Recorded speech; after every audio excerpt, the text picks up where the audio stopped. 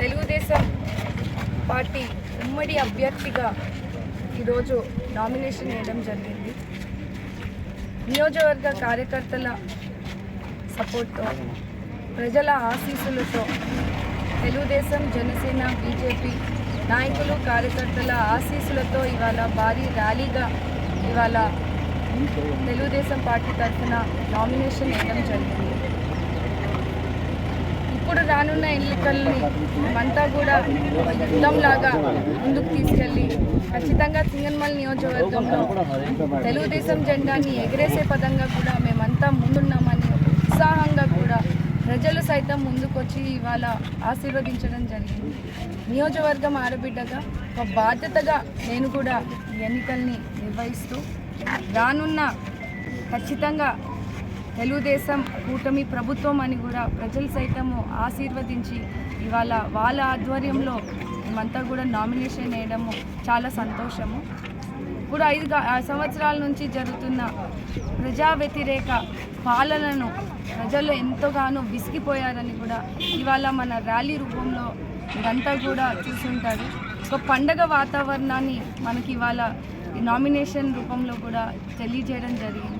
ఇంత వేలాది మంది కూడా వచ్చి వాళ్ళ బిడ్డని ఆశీర్వదించడం, ఇక్కడ ఫ్యాన్ రెక్కలని విరిచి మరిచి ముందుకు పంపించేలాగా కూడా వాళ్ళు చేస్తామని కూడా వాళ్ళు నాకు హామీ ఇస్తూ ఖచ్చితంగా నియోజకవర్గంలో అభివృద్ధి, సంక్షేమము జరిగే విధంగా గతంలో మన తెలుగుదేశం పార్టీ హయాంలో ఉన్నప్పుడు జరిగిన అభివృద్ధి కార్యక్రమాలన్నీ ఏవైతే ఆగిపోయాయో అవన్నిటినీ కూడా మేము ఖచ్చితంగా ముందుకు తీసుకెళ్లాలన్న ఒక ఆకాంక్షతో కూడా మేమంతా కూడా ముందుకెళ్తాం.